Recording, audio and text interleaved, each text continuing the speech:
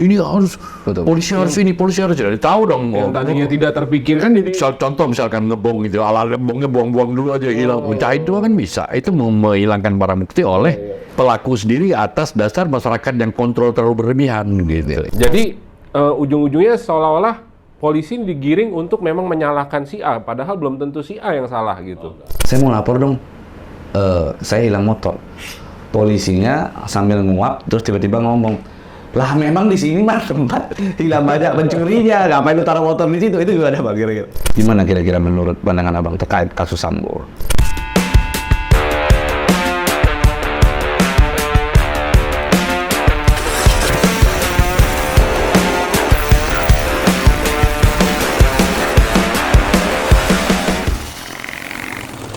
Halo orang-orang penting, kembali di Ngobrol Penting, dan hari ini sangat spesial. Spesial banget. Yoi. Di sini ada Dr. Haji Saiful Malta. Betul Bang? Dokter, bukan dokter. Doktor. Ya. Salah ya. Dr. Haji Saiful Malta. Ya. Kalau di sini gampangnya HS Malta aja. HS Malta. Nama saya kan di tanah HS Malta aja. Siap. Ya. Tapi kalau dipanggil Abang sore ini boleh Bang? Oh, boleh. Oke, Bang Malta, dan tetap seperti biasa ada Bang Pablo juga di sini. Tadinya gue sih sebenarnya pengen panggil Om. Cuma nanti kelihatannya terlalu ini ya. Jauh lagi ya. Jauh lagi. Kita panggil Bang aja. Biar enak. Siap. Nah, Bang, yang spesial dari Bang Malta ini adalah Bang Malta dibilang sebagai Irjen Polisi, Jenderal Polisi yang jujur menurut Pak Tito Karnavian. Karena waktu itu Pak Tito bilang Bang Malta ini nggak pernah minta-minta tuh yang namanya jabatan. Itu gimana tuh Bang ceritanya? Ya, saya kira semua orang tahu ya, kalau yang minta-minta pasti dia tidak punya kemampuan. Berharap mengharapkan sesuatu yang menurut saya kayak memaksakan kehendak. Kalau saya tidak, saya lebih kepada bagaimana pimpinan menilai saya. Kalau pimpinan menilai kita bagus, ya pasti kita diberi jabatan yang sesuai, yang sesuai kapasitas kita. Nah, selama jenjang karir saya memainkan peran itu. Saya meningkatkan kualitas saya sehingga capable saya terhadap jabatan apapun, sehingga pimpinan akan memilih saya. Cuman ada yang menarik ini. Pak Tito menyebut di Saidem di Saidem bahwasannya pernah mau ngasih Pak Malta posisi Kapolda nih, cuman karena ada tugas yang belum selesai waktu itu Pak Malta menolak gitu. Itu gimana ceritanya? Sebenarnya bukan menolak. Kita semua ini kan kalau sudah di tataran jenderal yang melihat ke depan tugas pokok dulu. Kalau tugas pokok belum selesai ya sebentar dulu dah, selesaikan dulu satu-satu, baru step berikutnya apa gitu. Saya sampaikan ke beliau waktu itu, kalau Bapak mengizinkan saya menyelesaikan dulu program yang saya akan kerjakan ke depan, saya laksanakan itu dulu. Beliau bilang, oke Bang, go.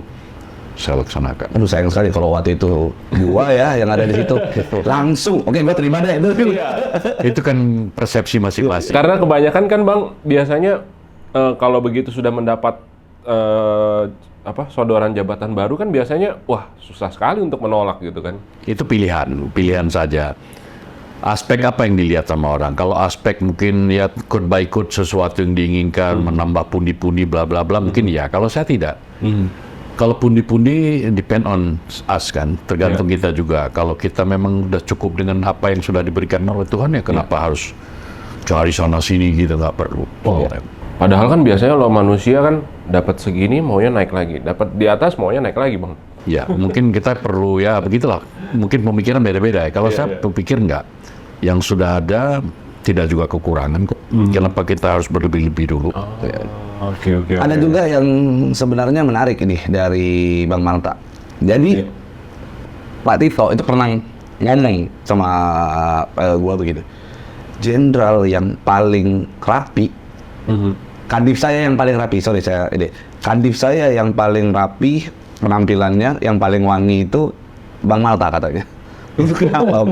Ya, saya pernah ngomong-ngomong sama psikolog gitu. Saya termasuk obsesi kompulsif itu. Artinya senang keteraturan ya. Salah satu mungkin kerapian. Kerapian bukan dibuat-buat.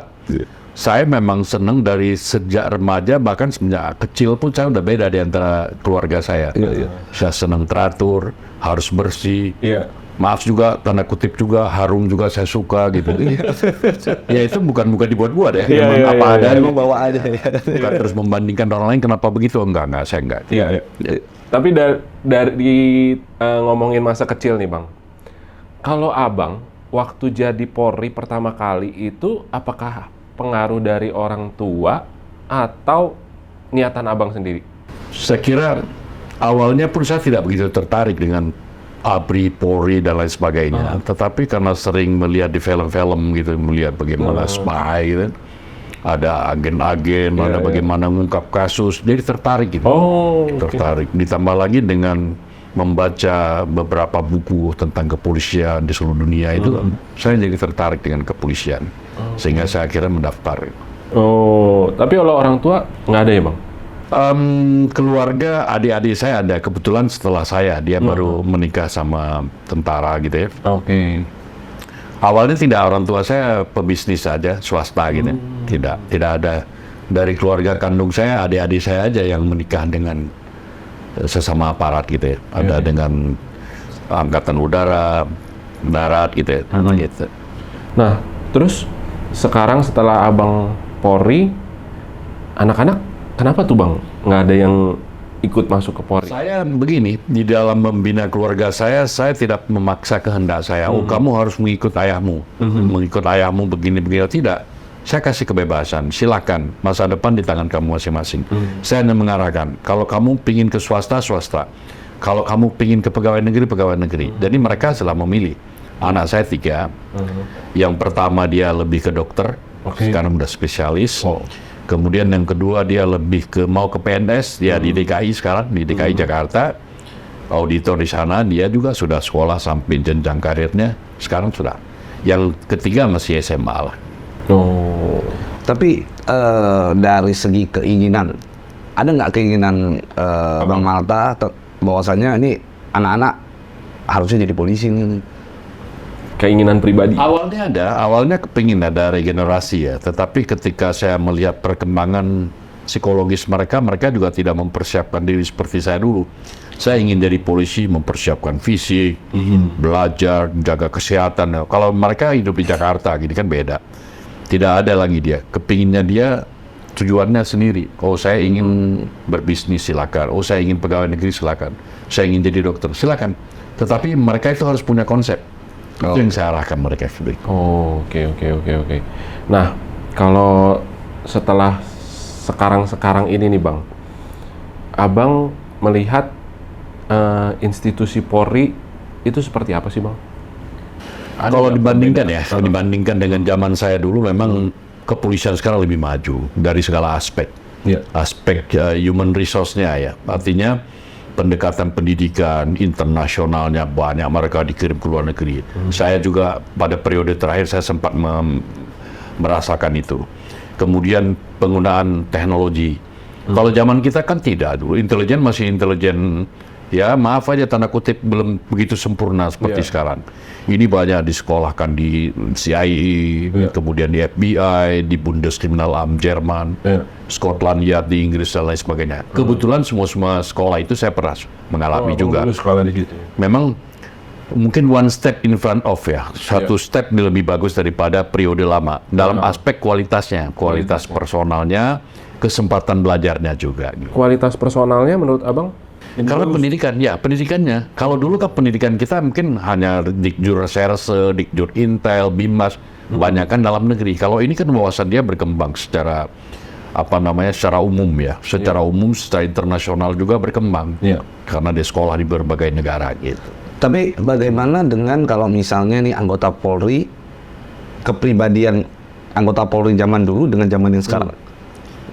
Nah, mungkin itu pengaruh psikologis dan perkembangan situasi ya. Kalau dulu kan kita hidup di alam yang tidak hedonis ya. Tidak menunjukkan punya ini punya itu. Kalau sekarang kan tidak. Berlomba-lomba, apalagi dengan ada medsos, pengen tampil beda lah. Saya punya ini, saya punya itu. Ada sifat manusia seperti itu, pengen diakui. Nah, ini bagi adik-adik saya di kepolisian sekarang yang mentalnya tidak kuat, terpengaruh dengan gaya hidup dan pola hidup. Nah, di zaman saya dulu memang tidak ada seperti itu. Tidak punya pun mau diekspos kemana? Sosmed tidak ada, gitu loh. Iya, betul. Yang ada dulu BBM. BBM itu apa gitu? Anda terbatas juga gitu. Tapi kalau pada saat itu medsos sudah ada, mungkin juga Sama saya kira, sifat manusia kan pengen diakui itu. Betul. Hampir semua ada. Cuman tinggal lagi imannya sama bagaimana mengelola kepribadiannya gitu. Kalau dia cermat, tertib, saya kira tidak akan terlibat. berarti lebih ke mentalitas. Mentalnya. Mentalitas. Nah, memang gua ada sedikit seumur mengenal yang namanya Bang Malta ini, Ya. gua belum pernah ngelihat Bang Malta ini didampingi oleh ajudan yang banyak. Karena gue perhatikan beberapa jenderal ya, Iya. itu selalu wah ajudannya Ajudan dong. 5 orang, 6 orang. Ini nggak ada kemana-mana sendiri, jalan sendiri. Paling sama driver satu udah cukup. Itu keren, makanya gue termasuk awalnya nggak percaya ini beneran jenderal apa enggak gitu kan. Karena udah ada stereotip kan di kepala gue kan, bahwa jenderal itu pasti wah ajudannya banyak nih kan gitu. Iya, itu jadi stigma di masyarakat ya. Setiap pimpinan tinggi dari kepolisian maupun angkatan lain saya kira dibekali atau disiapkan juga dengan ajudan, spree namanya dan lain sebagainya. Tapi saya tidak manfaatkan itu dalam konteks begini. Saya pikir dengan dia ikut dengan saya sudah hilang berapa pekerjaan dia yang harus dilakukan oleh dia. Lebih banyak membantu saya daripada kerjaan umum. Saya pikir itu tidak penting. Dan saya masih bisa lakukan sendiri, kenapa harus mereka lakukan ke saya? Contoh, mobil pun kadang-kadang supir nggak ada, saya bisa bawa mobil ke. Iya betul. Dan itu bagus tuh, melatih motorik kita ya. Iya. Pergi kemana, kita kan nggak punya musuh, kita menjaga musuh orang, masa kita takut sama orang gitu. Saya berpikir ada positif-positif. Iya, dan konsepnya kan memang kan polisi kan melayani Iya, masyarakat. menjaga, mengayomi dan lain sebagainya. Jadi bukan malah pimpinan dilayani oleh anak buah kan Iya. gitu. Itu sih. Kebalik-balik jadi. Kadang-kadang gue kalau mau ketemu sama Bang Malta, gue yang malu. Kok perasaan ajudan gue lebih banyak? Itu dia tuh. Biasa yang orang sipil lebih abri daripada orang abri sendiri, apa Polri sendiri. Ajudan dia gitu, mungkin ya pola-pola belajar yang keliru gitu. Cita-cita mau jadi polisi kagak kena gini nih. Keren. Baru kali ini nih ada seorang jenderal polisi yang pola pikirnya begitu sederhana gitu, nggak mau menunjukkan kekuasaannya gitu. Nah, Bang, tapi tadi Abang sempat singgung sedikit tentang media sosial gitu ya. Sekarang banyak yang punya media sosial. Tapi kalau Abang sendiri kan punya channel YouTube ya kalau nggak salah. Sahabat Bintang 2. Nah, kalau Abang bikin channel YouTube-nya itu tujuannya apa sih, Bang? Saya pikir begini, saya kan lot of experiences, banyak sekali pengalaman when I'm start from the bottom one ya, dari bawah sampai ke atas banyak pengalaman. Pengalaman itu yang ingin saya share kepada adik-adik saya, terutama kepada komunitas kepolisian. Apa yang saya lakukan, yang positifnya apa, negatifnya apa, sehingga mereka jangan tiru yang salah, tapi ambillah yang positif. Seperti ada di dalam konten saya itu salah satunya bagaimana menjadi seorang jenderal. Saya sampaikan, Anda jadi jenderal not to pay, no need to pay ya, tidak harus membayar, but you show your activities. Apa yang kamu menonjol pada diri kamu sehingga pimpinan melihat kamu pantas tuh jadi jenderal. Ini nih baru tahu, Bang. Soalnya kan saya tahu aku sebagai masyarakat biasa nih, Bang ya. Terus yang denger tuh kalau mau masuk Akpol tuh harus punya sekian miliar. Terus kalau mau jadi jenderal harus keluar sekian miliar gitu. Ngapain jadi jenderal kalau ngeluarin Mau ambil jabatan bayar kan biasa begitu tuh. Iya, gimana tuh, Bang? Saya kira tidak lagi, apalagi sekarang di era-era transparansi ini ya, terbuka. Sistem tes AKBRI kan terbuka. Misalkan tes kesehatan, bisa dicek. Apa yang dites langsung diumumkan. Jadi masyarakat bisa kontrol dia. Tes fisik, berapa kali dia lari. Kok dia 4 kali lari, kok dia lulus. Saya 6 kali nggak lulus, bisa protes. Jadi tidak ada lagi celah baik panitia penerimaan untuk melakukan hal-hal yang ikut tadi yang negatif gitu. Transparan. Artinya kalau itu kan kita bicara bahwa adanya pengawasan dari masyarakat yang artinya bisa ikut memantau itu. Bila mana tidak setransparan itu begitu, apakah SDM yang menerima menjadi panitia penerimaan itu punya peluang untuk berbuat curang? Sekarang sudah nggak bisa. Kalau sistemnya terbuka begini kan susah. Orang bisa memantau. Contoh misalnya 10 orang. Sampai nomor 10 tuh nilainya, nilai dari kesehatan, nilai dari fisik segala macam 90. Kok tiba-tiba nomor 11 yang nilai 80 masuk? Dipertanyakan, dia bisa langsung diperiksa propam itu. Oh. Berarti dia memperjualbelikan kepercayaan pimpinan kepada dia. Iya, Saya kira ini kan sudah nggak berlaku lagi. Sudah nggak berlaku. Ya? Jadi kalau di masyarakat mesti ada bilang, oh kalau masuk akademi itu tinggal bayar. No. Zaman saya pun tidak bisa itu. Gitu. Susah ya. Susah. Nah, pertanyaan saya, ada nggak sih, ini kan selentingan-selentingan Iya, ya, iya. ada nggak sih sebenarnya, karena kan sekarang kan akpol ya, begitu ya, jenderal-jenderal itu dapat jatah katanya, untuk kuota lah, untuk dia, bisa untuk anaknya, untuk ponakan, untuk siapa. Saya kira kalau jatah nggak ada ya. Cuman mereka lebih paham duluan ya. Contoh begini, setiap orang mau masuk kan ada step-stepnya yang mau dites. Kalau seorang jenderal kan sudah tahu kalau tes ini dia harus melakukan apa, dia pelajari betul. Makanya yang lulus kalau banyak anak-anak jenderal wajar saja dia udah tahu. Yang lain nggak mau tahu, mungkin nggak mau nanya, harusnya kan nanya. Tes ini kesehatan berapa yang dinilai maksimal diambil. Contoh, squat jam berapa kali, Iya. pull up berapa kali. Kalau yang jenderal-jenderal kan udah tahu, pull up minimal 9 kali misalkan. Dia suruh anaknya 11 kali, dia pasti lulus gitu. Iya. Jadi itu yang terjadi di masyarakat, kesannya seolah petinggi-petinggi Polri, petinggi-petinggi TNI yang masuk akabri, tidak. Iya, betul. Makanya Orang banyak, mereka tahu. benar, banyak anak jenderal yang jadi polisi, cuma kan stigma orang akhirnya ini. Iya. Masuk dia kalau emang betul. Iya, Jadi iya. mereka itu kayak contoh misalnya ranking semua harus 8 ke atas sekarang nih ya. Iya. Memang mereka mempersiapkan itu. Iya. Bahkan anak jenderal pun Banyak yang nggak Pak Banyak yang nggak. kayak misalnya Pak Anang tuh, Pak Anang Revandoko, anaknya itu di Brimob tuh lari. dilatih. Jadi nggak ada perlakuan khusus. Nggak ada. Kalau udah masuk situ sama rata sama rasa kok, nggak ada. Oke. Berarti ini membuka pandangan saya nih Bang. Soalnya yang setahu saya seperti itu yang di Memang masyarakat. di masyarakat masih ada melihat itu seolah-olah ada spesial banget itu kalau anak-anak pejabat tinggi pasti masuk. Makanya saya heran kok anak abang kenapa nggak dimasukin Polri gitu kan Pak. Seharusnya kan tadi mikirnya kesempatannya pasti lebih besar gitu. Iya, saya pikir kalau saya masukkan dia harus masuk dengan pola saya tadi. Kamu harus latihan ini. Saya siapkan nih, saya siapkan betul. Tapi karena begitu saya coba diskusi sama dia saya kasih saya pilihan saya sendiri. Oh, please, that's yours, not me.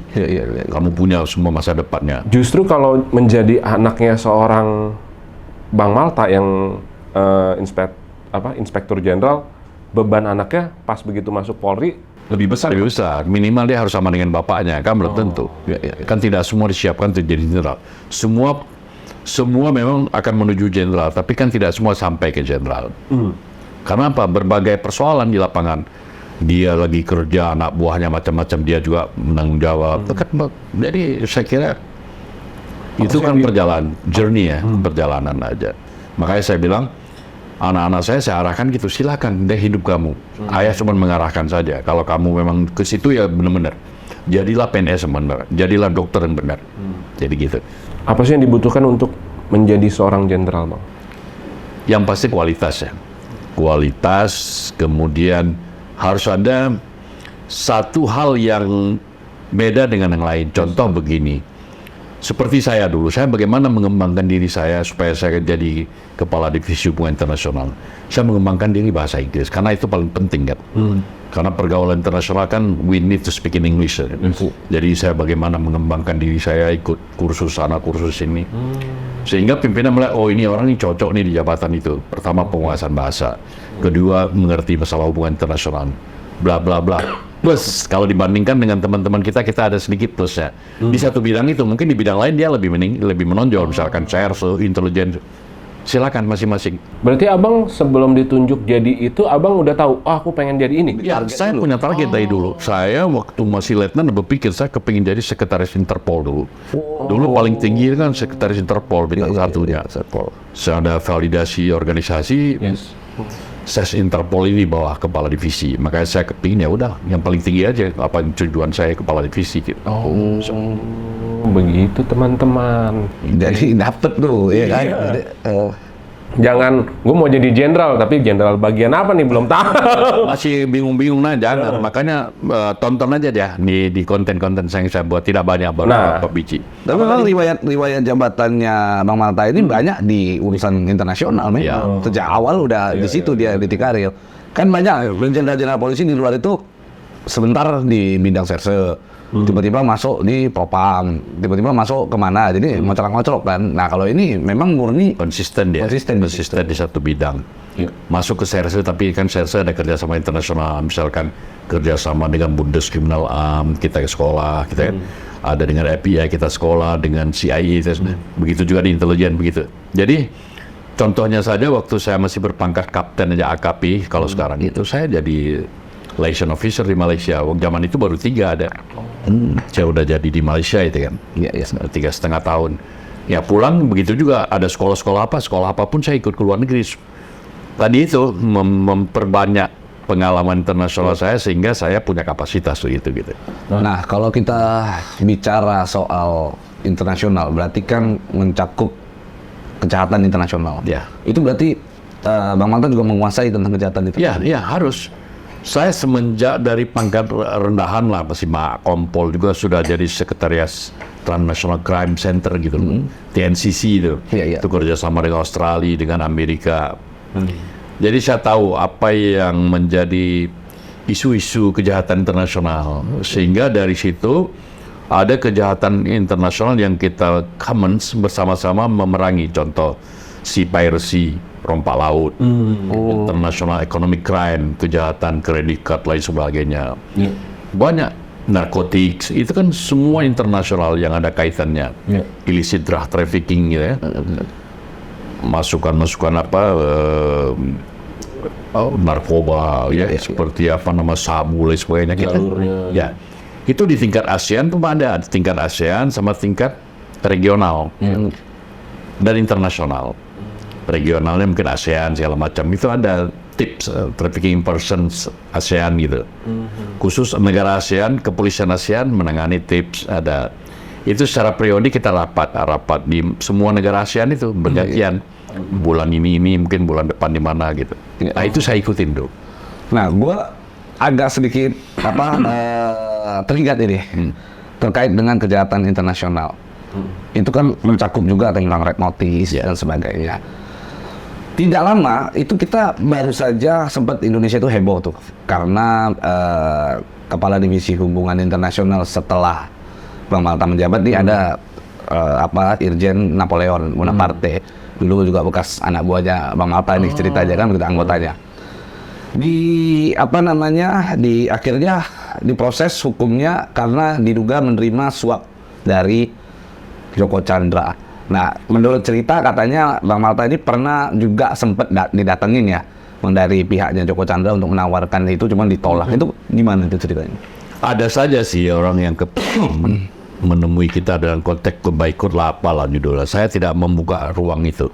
Saya tidak mau kalau yang sifatnya ilegal itu saya tidak lakukan. Contoh begini, prosedurnya begini ikutin aja.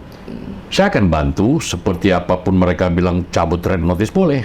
Sekarang cabut red notice bukan kepala divisi yang bertanggung jawab, tapi siapa yang mengajukan kasus pertama. Contoh, kalau kasusnya ditangani oleh Jaksa Agung yang minta sama kita, tolong cabut, kita cabut. Barreskrim minta cabut, kita cabut. Kita hanya kantor pos saja, stempnya itu. Nah, kalau kasus Joko Chandra ada yang datang apa tidak, saya kira ada saja ya. Cuman saya tidak buka ruang itu. Gitu. Jadi pada saat Bang Malta melihat beritanya Napoleon ini kan beredar terus di masyarakat pada saat itu, gimana perasaannya Bang Malta? Karena posisinya Bang Malta sebagai dahulu pernah menjadi pimpinannya Napoleon, ada nggak rasa, aduh gua kayaknya mendidiknya ini kurang nih pada saat itu atau gimana? Saya tidak pada tahap memveto ya ataupun menilai kasusnya, tetapi setahu saya yang namanya red notice ada masa berlaku dan dia akan terhapus, auto deleting namanya, akan terhapus sendiri sekian jangkanya, ada 5 tahun atau berapa tahun. Itu bisa dicek nanti di NCB Interpol, adanya di Lyon, Prancis gitu. Oke. Nah, seperti kasus Joko Chandra yang saya baca dari media, saya tidak masuk di dalamnya lagi karena saya bukan pelakunya lagi. Melihat itu memang auto deleting. Kalau auto deleting, ya sah-sah saja memang tidak ada nama lagi beliau di sana. Oh, masalah proses bagaimana dia di sana tidak ada, memang programnya seperti itu. Sistemnya yang ada di Interpolnya. Iya, iya. Lalu kemudian disangkut paut dengan pejabat kepolisian, katakanlah siapapun dia, Ya. tergantung penyidik polisi yang menyidik kasus itu apakah ada keterlibatan oknum bla bla bla. Iya, iya. Saya di luar konteks itu. Tetapi setahu saya memang ada masa jangka waktu limitnya ada. Kalau kasus di sekian tahun tidak diperpanjang lagi auto delete. Tidak ada lagi nama beliau. Memang itu bisa auto Bisa. Berapa tahun sekali itu? Tergantung kasus. Oke. Dan itu ada responsibilitasnya dari pihak Interpol Lyon Pusat. Oke, kalau masa berlakunya sudah habis, itu serta-merta dihapus atau kita itu diberitahu untuk diperpanjang apa tidak gitu? Pertama terhapus otomatis, kemudian ada surat dari pusat Interpolnya nanya apakah ini kasus ini dilanjut apa tidak gitu. Kalau tidak ya sudah automatically deh ya. Saja. Iya. I see. Oh, iya. Oke, ada juga nih kasus yang terjadi di Polri, yaitu kasus Sambo yang lagi heboh sekali nih, Bang. Gimana kira-kira menurut pandangan Abang terkait kasus Sambo? Saya mungkin kalau kasus Sambo kan juga mendengar dari berita media. Saya sebagai mantan Polri bukan mantan jenderal. Saya masih jenderal tapi purnawirawan gitu. Melihat itu memang satu kasus yang sangat disayangkan terjadi. Ada terjadi penembakan apa bla bla bla semacam itu. Yang saya ingin ceritakan begini ya, kita kan tidak tahu persis kasusnya itu apa sebenarnya. Tidak terungkap jelas juga di pengadilan apakah dia terjadi penembakan karena ada sesuatu tindakan korban itu kepada keluarga pelaku, kan kita tidak begitu jelas karena sumir sekali saya baca juga, saya menonton TV gitu. Hanya semuanya persepsi. Pelaku mengatakan ada begini, dijawab juga dari pihak pengacaranya korban ada begini, jadi terpulang lagi kepada hakimnya. Tapi kalau saya pribadi, kalau memang dia lakukan itu menyentuh kepada pelaku, contoh harga diri pelaku, saya kira saya sendiri akan melakukan hal itu dengan cara saya mungkin untuk betul harga diri ya. Iya. Kalau memang itu ya. Tapi kalau itu tidak ya pertanggungjawabkan secara gentleman. Ya. Seperti yang pernah gua sampaikan kan beberapa kali orang nanya, Bang gimana kasus Sambo? Ya kalau sesuai dengan ceritanya Bang Sambo, gua mungkin akan lakukan hal yang serupa. Coba kalau bini gua ada yang Iya. Karena udah menyentuh ranah pribadi dan harga diri ya, Bang. Ya, masing-masing wilayah juga kan ada kebiasaan. Apalagi beliau mungkin dari Sulawesi kan. Iya. Mungkin orang Sumatera juga demikian, harga diri di atas segala-galanya kan. Betul. cuman mungkin Caranya. Saya pernah ngomong begini, kenapa ya Bang Sambo sampai harus tangan dia yang lakukan itu? Saya sempat berpikir, padahal saya memposisikan diri kalau seandainya saya jadi jenderal, bisa aja nih, entah saya suruh, kau kemana dulu? Habis itu kita telepon dir narkoba. Tapi itu terpulang juga. Kadang-kadang sesuatu itu tanpa direncanakan terjadi kan. Karena emosi mungkin. Ya, karena emosi langsung ketemu di depan persoalan itu. Coba kalau kita memang persoalan itu dari lama, kita bisa membuat planning ya. Iya. Plan 1, 2, 3, 4 apa gitu. Sehingga tidak akan terjadi yang merugikan kita. Tapi ini kan langsung mendadak gitu kejadian. Mungkin tidak sempat berpikir konsep. Ini kira semua manusia itu sama ya. Iya, betul. Tidak lepas dari hilaf ya, Bang. Nggak ada tinggi rendah pangkat itu. Semuanya tergantung bagaimana memaintain pribadi itu sendiri. Kedewasaan aja itu. Tapi memang Bang Malta ini dari gua kenal ya dulu ya, Chris ya. Orangnya itu orang mau bilang apa? Udah biarin aja. Nggak ada yang maksudnya orang nggak beda. Kalau ada jenderal-jenderal lain kan, wah nggak bisa tuh. Wah udah gayanya udah kemana? Nggak bisa. Jadi saya tidak pernah menempatkan posisi saya pada orang lain. Akan saya tempatkan posisi pada orang ketika dia bermasalah sakit, itu empatisme namanya, empati gitu. Tetapi kalau saya memaksakan kehendak saya kepada orang kan nggak bisa. Menurut saya begini, menurut dia lain kan memang lain Rambut sama hitam, pikiran beda-beda. Iya. Tapi kan biasanya kalau yang diparodiin itu loh Bang, lo punya kuasa, lo punya uang gitu kan. Jadi kelakuannya itu jadi kayak gimana gitu Bang. Tapi kayaknya kalau di Abang enggak gitu. Enggak, tanpa uang kita tidak bisa melakukan sesuatu. Memang semua bicara begitu ya. Iya. Seperti dalam politik juga. Politik kan ada macam-macam istilahnya. Ada political cost, ada money politics gitu. Depend on you lah. Iya. Which one you want to choose kan? Yang mana kita ingin pilih. Iya. Kalau saya lebih pilih kepada political cost. Memang political cost, memang biaya politik itu ada. Branding, bla bla bla segala macam kan perlu dana. Money politics ya depend on you. Kamu jujur tidak? Kalau money politics ya buat apa negara ini kok nggak jujur? Kamu mau dipilih kok bayar gitu ibaratnya. Iya. Begitu juga dalam kehidupan keseharian di anggota Polri gitu. Sama aja. Tapi berat nggak sih Bang? Saya lakukan itu, saya lakukan nggak berat kok. Nggak berat. Yang kita takutkan cuma Tuhan aja. Yang lain manusia itu apa? Ada periodiknya. Kita khawatir sama Kapolri, takut sama Kapolri ada masanya juga beliau. Kita juga pensiun juga, beliau juga pensiun. Kenapa kita harus mendewakan juga? Kalau memang jujur beliau memerintahkan yang benar dilaksanakan, yang tidak ya tinggalkan. Itu aja kenapa harus pikir pusing? Oh beliau nggak sesuai dengan kita dipindahkan, paling banter kan gitu aja. Kan itu Bang, iya tadi itu. Jadi orang jujur, kita dipindahkan. Jabatan nggak naik-naik gitu. Resiko pilihan hidup itu kan ada di kita semua. The right way itu depend on you. Kalau kita pilih yang terbaik ya itu menurut kita terbaik aja. Apapun risiko, non-job ya non-job lah. Mau kita nggak dipakai, mau dia paksakan nggak apa? Emang polisi punya bapak kita kan tidak? Iya. Tapi nggak terbukti ya dia Bang, buktinya jabatan bagus. Ya alhamdulillah sampai hari ini saya masih tenang-tenang aja. Orang bintang luas, saya bintang luas. Karena memang konteksnya Polri itu ketika seseorang udah memutuskan menjadi anggota Polri kan berarti dia mengabdi kepada pimpinan dan Pengabdian negara. lah ya. Mau ditempatkan di mana aja ya memang pada seharusnya tidak boleh komplain. Gitu. Memang itu konteksnya. Cuma memang ternyata banyak aja kan ada yang aduh ngegerutu apa ya biasa lah kalau itu. Kalau balik lagi ke oknum ya. Kalau saya konsep hidup aja, konsep hidup aja Dinda. Konsep hidup saya kan langkah rezeki pertemuan maut. Rezeki itu diatur, langkah rezeki pertemuan maut. Oke. Rezeki kita diatur Tuhan. Langkah kita benar pasti benar. Ya kan pertemuan, kawin segala macam kan ditentukan. Kita yang berupaya aja. Kalau ada bahasa Arab ikhtiari wajibun. Ikhtiar itu wajib. Berusaha itu wajib. Ya kan? Kematian nggak ada yang tahu. Hari ini innalillah ya innalillah mau apa. Makanya konsep hidup yang paling benar ya itu langkah rezeki pertemuan maut. Itu aja ingat. Kamu ada hidupnya, tapi kamu pasti matinya juga. Yang kamu lakukan selama hidupmu, di matimu pertanggungjawabkan. Apa semanggung? Di Indonesia boleh lah. Apa di dunia boleh? Saya datang ke Dinda Pablo. Datang ke Dinda, tolong bantu saya, masih boleh. Ini 1,2 cuman ukurannya. Iya betul. Nggak ada sih itu. Berat kan? Berat. Gitu. Ini harusnya ya di mana di BTIK atau di SPN nih harusnya Bang Malta ini apa namanya ditetapkan sebagai salah satu pembimbing di sana nih. Saya sudah mengajar juga. Bahkan dalam 3 bulan terakhir saya masuk ke kampus-kampus beri kuliah umum. Saya ingin berbagi pengalaman dan cerita yang saya punya, yang lalu kemudian bisa dipakai untuk adik-adik saya mahasiswa. Jangan berpikir saya akan jadi ini tanpa ini kan gitu.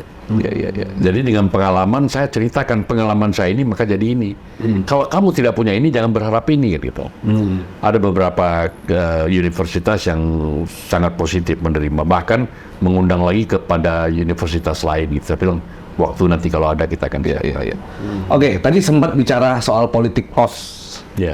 Nah, kita tahu bahwa Bang Malta saat ini sedang ingin mengabdikan dirinya lebih dalam lagi nih, menjadi wakil rakyat gitu ya. Bakal calon anggota legislatif dari Partai PAN di Dapil Aceh 2. Betul ya, Bang? Kenapa sih mau menjadi anggota Dewan Awu? Begini, jadi pemahaman saya ini mungkin beda konsep sama yang lain. Pertama, saya kan sudah selesai dari kepolisian. Kemana lagi saya akan pergi ingin mengabdi ini, memberi pengalaman tadi, bertukar pengalaman, share of my experience gitu ya. Hanya satu tempat yang ada itulah jadi anggota mewakili rakyat. Tidak saya juga jadi rakyat, jadi wakilnya nanti saya merasa jadi ketua rakyat.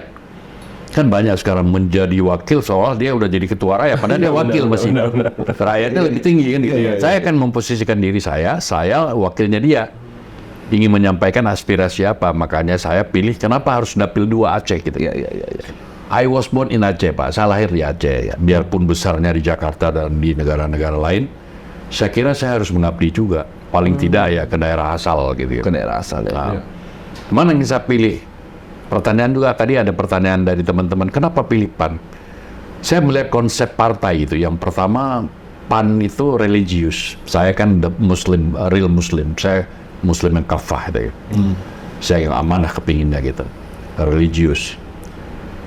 Kemudian yang kedua apa? Nasionalis. Nasionalis saya lihat memang tidak satu agama yang harus mendominasi. Semua agama boleh. Semua agama itu baik di depan pemiliknya, di depan pemiliknya lah, siapa yang penganutnya dan penciptaannya gitu. Jadi saya pikir oke, itu PAN itu reliable dengan saya, makanya saya pilih PAN. Konsep kedepannya bagaimana? Tadi itu saya dipilih mewakili warga di Aceh, ya kan sama segala persoalan Aceh ke sana untuk dijembatani gitu. Kira-kira apa yang bisa dibantu terhadap yang diwakilkan kepada saya itu, suara-suara mereka. Itu aja kira-kira konsepnya. Memang itu sempat menjadi pertanyaan di kepala saya waktu sebelum wawancara Bang Malta gitu. Biasanya kan PAN isinya banyak artis nih. Ya. Ini tiba-tiba muncul jenderal nih. Ini apakah memang Bang Malta ingin membawa konsep baru ke Aceh yang memang orang selama ini belum ada, atau mau ngikutin jalurnya anggota dewan yang lain-lain sama-sama aja begitu? Saya kira siapapun boleh jadi anggota DPR itu. Caleg namanya kan belum jadi. Baru the candidate for parliament members gitu ya. Menjadi anggota parlimen.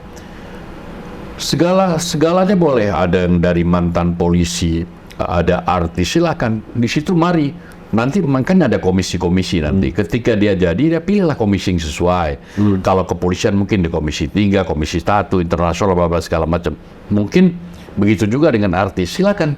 Kita tidak lagi mensekat-sekat, artis nggak tahu apa-apa. Jangan, tidak. Ada juga artis yang kualitas bagus. Ada. Coba banyak. Jadi jangan kita langsung prejudis gitu. Tidak melihat orang kayaknya nggak ada yang benar. Tidak, saya nggak. Kita akan tahu kualitas orang ketika kita berbicara. Ada ilmu dan tidaknya gitu. Apa hanya omdo, NATO, Betul. no action talking only. Ya, itu saya kira itu. Saya pikir dengan pengalaman saya internasional, saya bisalah memberikan tidak pencerahan, makanya tukar-menukar informasi yang bisa ditindaklanjuti oleh komunitas yang membutuhkan apa pengalaman yang bisa saya tularkan kepada mereka. Itu saja. Tapi Bang, kalau sekarang kan banyak tuh Bang, cap untuk DPR. Sampai nama di Google-nya dirubah-rubah. Dan salah satunya adalah Dewan Pengkhianat Rakyat. Kalau menurut Abang sendiri gimana? Terus udah gitu, kan Abang sekarang dikenal sebagai tokoh Polri yang jujur gitu. Apakah kira-kira bisa membawa kejujurannya ke sana, dipertahankan di sebuah lembaga atau institusi yang sebegitunya gitu? Saya kira parlimen members tidak semua juga jahat dan jorok deh, atau nakal gitu. Some of them lah, beberapa saja lah. Tidak bisa kita akumulatifkan bahwasannya kalau anggota dewan itu jelek. Tidak, saya tidak melihat itu. Jadi 1-2 itu yang bisa satu titik merusak susu sebelahnya, setitik nilai merusak. Itu mungkin yang terjadi fenomena di masyarakat sekarang, sehingga masyarakat melihat kalau udah bicara Senayan itu udah jahat gitu. Sebenarnya tidak. Ceritanya apa, kantor tikus atau segala macam. Saya kira itu hanya pesimistis atau persepsi masyarakat aja. Kalau saya tidak melihat itu. Banyak juga anggota dewan yang bagus-bagus, yang kredibel, yang kompeten, ya macam-macam lah ya. Masih sangat, saya masih sangat respect lah. Tapi 1-2 itu ya memang kita lihat aja di TV ada mangkapin juga segala macam, korup segala macam ya. Itu depend on them ya. Tidak boleh kita mengeneralisirkan semua, tidak boleh. Jadi Abang masih percaya kalau DPR di kita ini masih Oh, kapabel. Masih oke, ya. sangat kapabel. Karena kan masih diatur di dalam konstitusi ya memang harus ada DPR. Kalau misalnya orang nggak percaya sama DPR, apa mau dihilangkan DPR nggak mungkin, ya kan? Iya. Nah, kira-kira ketika nanti menjadi anggota DPR, apakah predikat sebagai jenderal yang jujur itu akan tetap melekat kepada Bang Malta atau mungkin ikut arus di sana? Konsep saya dari muda dulu, dari remaja, saya moto ya, honesty is the best policy ya. Kejujuran adalah kebijakan terbaik. Saya jujur pada diri sendiri dan jujur pada orang. Walaupun itu menyakitkan. Menyakitkan memang. Kalau jujur kan menyakitkan. Contoh, kita tidak masuk, kita jujur, saya lagi sakit, nggak masuk. Mungkin di sana ada lagi pembagi-bagi tugas lah, bagi-bagi ini ya. Udah, resiko. Tapi kita jujur pada diri sendiri, jujur pada atasan, pada kolega dan sebagainya. Saya kira itu kenapa tidak harus dijaga. Ya. Kenapa tidak harus jujur? Terpengaruh nggak, Bang? Terpengaruh gitu? Saya kira kan saya udah bilang tadi, yang saya takutkan hanya Tuhan aja. Karena Pak, di usia-usia matang ini kan jujurnya terakhir kan the end of journey kita kan semua 1x2 meter aja. Hebat-hebat pun tadi lewat juga. Menteri top pun lewat, presiden pun lewat. Siapa yang di dunia ini tidak lewat pada usia terbatas yang sudah ditentukan oleh Tuhan? Iya, betul. Semua lewat. Jadi saya, konsep jujur saya bukan kepada semua orang, pada diri saya dulu. Sehingga saya aplikasikan kepada kehidupan sehari saya. Betul. Jangan sampai itu tadi juga ya, Bang. Gara-gara satu nilai setitik rusak sosial. Nah, itulah sekarang yang terjadi kan itu. Masyarakat cepat sekali pada sosial media. Satu orang berbuat langsung dia akumulatifkan semuanya jelek kan tidak. Iya. Masyarakat sebenarnya harus sadar itu juga. Tidak boleh mengkomplain atau namanya memveto ya, atau mencap, menstigma bahwasannya itu satu orang berbuat semuanya jahat, tidak ya itu. Nah, itu juga mana itu. Yang terjadi di masyarakat sekarang banyak yang melihat kinerja Polri ya. Tunggu viral dulu baru dikejar nih, Bang. Gimana tuh, Bang? Saya kira tidak demikian juga. Karena Polri itu kan bukan satu kasus. Kalau adik-adik saya tahu itu kasus sehari itu di Metro Jaya berapa ribu kasus. Oh, ribuan. Seluruh Indonesia bayangkan 34 Polda beberapa 35 sampai sekarang. Berapa ribu kasus, kalau 1-2 yang kelewat wajar-wajar saja. Nah, itu makanya perlu ada kontrol sosial, kontrol masyarakat, tapi caranya jangan diviral harusnya, langsung dikomunikasikan dulu. Kan ada jalurnya, kalau memang ke penyidiknya tidak tembus kan ada propamnya, ada polisinya polisi gitu.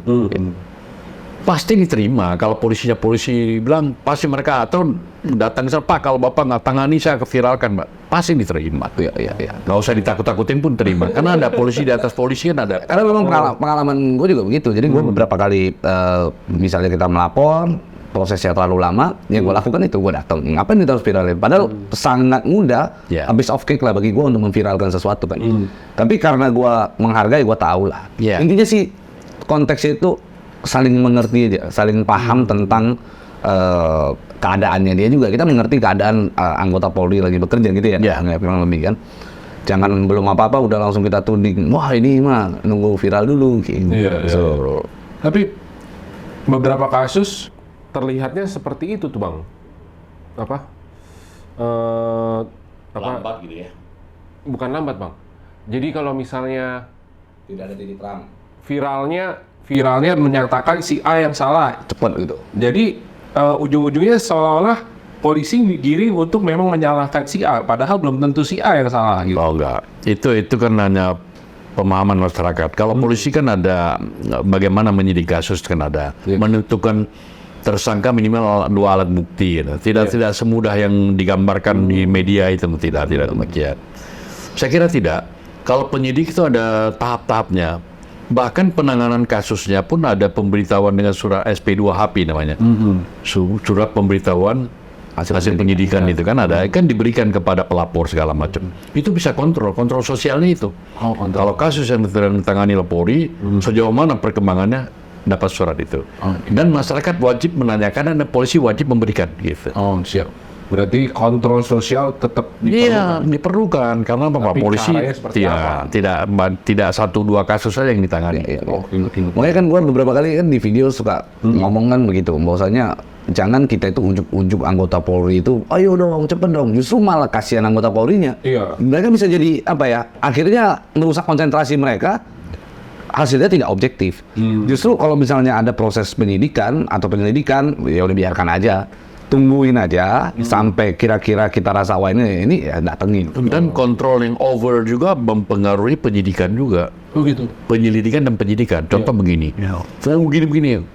Pelakunya udah bisa buang alat bukti, barang bukti, buang-buang bisa. Karena apa? Terlalu over, masyarakat bertanya itu udah tahu di kelemahannya. Ini harus, polisi harus ini, polisi harus ini. Tahu dong. Yang tadinya tidak terpikirkan jadi Contoh misalkan ngebong gitu, alat ngebongnya buang-buang dulu aja hilang. Cair itu kan bisa. Itu menghilangkan barang bukti oleh pelaku sendiri atas dasar masyarakat yang kontrol terlalu berlebihan gitu. Idealnya yang pas-pas aja lah. Slow-slow aja nggak ada. Nah, Bang, tadi sempat cerita juga kalau Abang pernah pelatihan di FBI, di CIA, terus bertugas di 192 negara ya, Bang? Bukan bertugas, pergi ke sekian negara, tapi beberapa negara yang kita kerjasama pelatihan, conference, seminar, lain sebagainya. Ya, more than lah. Oke. Itu kalau Abang, misalnya kita sedikit membandingkan nih, kualitas Polri kita dibanding mereka, gimana sih Bang? Apakah? Saya kira dari aspek kemampuan kita tidak kalah. Tidak kalah ya, aspek kualitasnya. Mumpuni segala macam kita tidak kalah. Kadang-kadang yang dimenangkan oleh mereka adalah devices-nya. Peralatan yang dimiliki. Contoh seperti seorang FBI dalam waktu saya sekolah di sana dulu, kita hosted negotiation course namanya, bagaimana pembebasan sandera. Mereka diberikan peralatan personal aja, personal coach-nya yang harus dimiliki dia, ada night vision, ada recording, ada photograph segala macam. Itu mungkin miliaran. Kalau kita miliar itu satu kompi pakainya. Kalau dia mungkin satu orang. Budgetnya kan beda. Itu negara-negara maju mungkin ya, pemberian alat-alat yang kapasitas kepolisi yang udah mumpuni banget ya. Kalau kualitas nggak kalah. Udah SDM-nya ya. Iya, enggak. Bagus, kita juga bagus. Ada teman, ini pertanyaan yang menggelitik sebenarnya. Kita bicara SDM kembali nih. Ada teman saya, kehilangan motor, datang ke kantor polisi. Saya mau lapor dong, saya hilang motor. Polisinya sambil nguap, terus tiba-tiba ngomong, lah memang di sini mah tempat hilang banyak pencurinya, ngapain lu taruh motor di situ? Itu juga ada Bang kira-kira. Itu kan perilaku aja. 1-2 tetap ada. Mungkin karena kejenuhan dia bekerja, capek dia. Ada yang kadang-kadang ngakak-ngakalin juga, asuransi pura-pura hilang kan macam. Dengan pengalaman-pengalaman itu dia menganggap hal yang biasa lah. Apalagi daerah tertentu, zona-zona yang dianggap kriminal banyak, udah biasa lah, hilang 1-2 itu kenapa nggak 3, biasa 4 di situ. Ini baru 2, kamu 2 lagi. Kadang-kadang keceplosan daerah itu memang kalian masyarakat yang nggak peduli, tidak pakai kunci segitiga, kunci pengaman lagi sebagainya. Jenuh kan? Tapi kan tidak mewakili semua anggota Polri. Saya kira semua masyarakat sama. Sebetulnya Polri ini seperti artis ya Bang? Ya. Artisnya gini loh. Saat masyarakat bertanya ke artis, kadang-kadang artisnya nyelotupnya salah juga, gara-gara lagi capek, lagi jenuh, lagi bete gitu. Semua orang ya begitu ya. Jadi ada pertanyaan juga gitu ya. Depend on himself ya, tergantung pribadi dia. Kalau dia sudah lama berkecimpung di dunia kepolisian, wise-nya lebih oke lah, ya kan? Diharapkan jenjang karier itu, jenjang kepangkatan membawa kedewasaan juga pada dia gitu. Kan makin tinggi dia makin wise dia. Makanya ibaratnya kan begini nih ya, piramida. Makin tinggi diharapnya yang mumpuni yang ke bawah gini. Kebalik, kalau di bawah lebih sifatnya taktis, teknis, gitu sini udah strategis gitu ya. Makanya orang yang tinggi pangkat berbicara mungkin lebih santun, menerima sesuatu lebih wise gitu. Itu aja yang membedakan itu. Terakhir Om, kasih pesan ke anggota-anggota Polri yang saat ini sedang bertugas dan anak-anak muda di luar sana yang saat ini menjalankan hidup keseharian mereka di luar. Baik, kepada dari saya di kepolisian, silahkan lanjutkan perjuangan Anda. Masih ke depannya masih banyak persoalan bangsa yang harus ditangani. Tapi perhatikan kejujuran, kemudian kualitas perlu ditingkatkan menghadapi persoalan-persoalan kepolisian. Jangan bangga dan jangan lelah untuk belajar dengan kemajuan-kemajuan teknologi. Memang ada pepatah mengatakan polisi selalu setingkat di bawah kemajuan kasus. Tetapi itu tidak berlaku umum lagi sekarang. Karena apa? Kita juga bisa memprediksi kasus itu apa sehingga bisa mempersiapkan diri. Paling tidak paralel berjalan. Itu kepada kepolisian. Kepada masyarakat, adik-adik saya terutama remaja, milenial, berpikirlah ke depan. Jangan memikirkan institusi lain dulu. Berpikir dirimu sendiri, kamu mau jadi apa? Ingat negara kita ini, NKRI yang paling penting. Tapi NKRI tidak akan terbentuk bagus kalau human resource-nya tidak bagus. Kualitas manusianya tidak baik. Sebuah negara akan hancur apabila kualitas masyarakatnya tidak benar. Gitu. Itu pesan saya. Majukan dirimu, jangan sering-sering menjudge institusi-institusi yang menurut penelitian belum tentu benar. Jadi marilah sama-sama kita membangun, saling menghargai institusi, menghargai pekerjaannya, begitu juga dengan kepolisian, menghargai masyarakatnya. Saya kira itu. Siap. Terima kasih banyak Bang Malta atas kesempatannya. Terima kasih Bang Pablo. Terima kasih orang-orang penting sudah mengikuti kita dari awal sampai akhir. Ketemu lagi di Ngobrol Penting selanjutnya. Terima kasih.